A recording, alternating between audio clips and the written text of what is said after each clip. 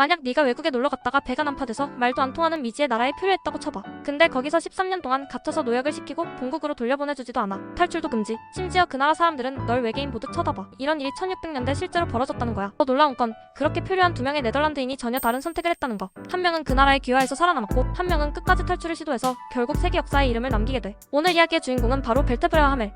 두 사람 다 네덜란드 출신. 조선에 표류했어. 그런데 왜 다른 선택을 했을까? 벨테브레 조선에 남은 네덜란드인. 1627년 네덜란드 동인도 회사의 작은 무역선이 조선 앞바다에서 표류해. 당시 살아남은 선원은 단 3명. 그중 한 명이 바로 벨테브레, 본명은 얀 벨테브레야. 조선 정부는 이들을 포로처럼 억류해. 하지만 시간이 지나면서 상황이 바뀌지. 벨테브레가 군사기술, 특히 대포와 화포, 화약에 능숙하다는 걸 알게 된 조선은 그를 그냥 가둬두지 않아. 오히려 기술자로 활용하려고 훈련도감에 배속시켜. 그리고 벨테브레는 조선 이름까지 받아. 그게 바로 박연. 박연은 조선에서 무기 제작을 돕고 군사훈련에 조언하고 조선 군대의 현대화를 간접적으로 도와. 정식으로 관직도 받고 일부 기록에선 결혼도 했다고 전해져. 그는 귀화한 첫 서양인이었고 조선에서 수십 년간 살아. 그는 조선이 정말 좋아서 남았을까? 아니면 돌아갈 수 없어서 적응한 걸까? 그건 아무도 몰라. 하멜. 조선에서 탈출한 네덜란드인. 이제 다른 사람을 보자. 하멜.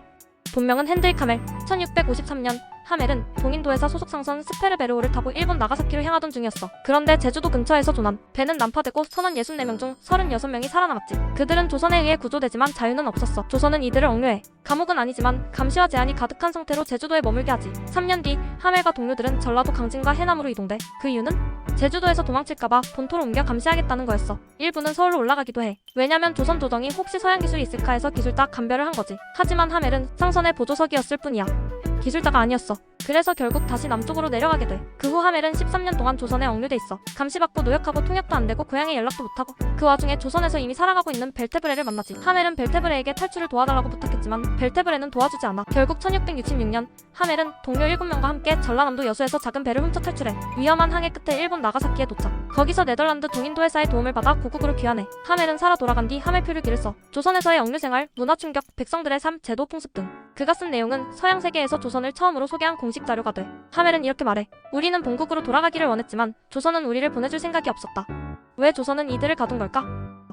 17세기 조선은 외침의 시대였어. 1592년 임진왜란, 1627년 정묘호란, 1636년 병자호란. 계속 침략당하면서 외국인에 대한 공포와 경계심이 극에 달해 있었던 거야. 그 시절 조선의 외국인 정책은 단순해. 죽이진 않되 절대 못 나가게 하는 것. 외국인이 밖에 나가서 조선 정보를 퍼뜨릴까봐 두려웠던 거지. 그래서 하멜도 동료들도 돌려보내지 않았던 거고. 같은 시작 너무 다른 결말.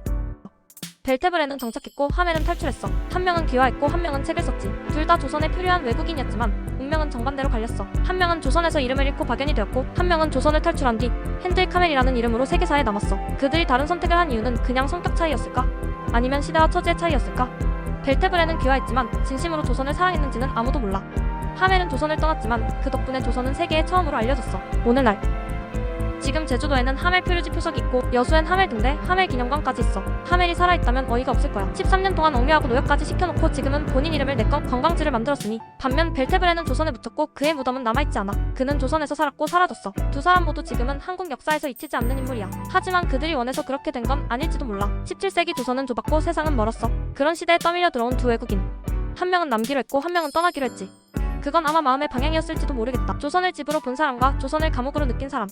오늘날 우리가 그들의 이름을 기억하는 이유는 그들이 그 시대를 온몸으로 버텨냈기 때문이 아닐까?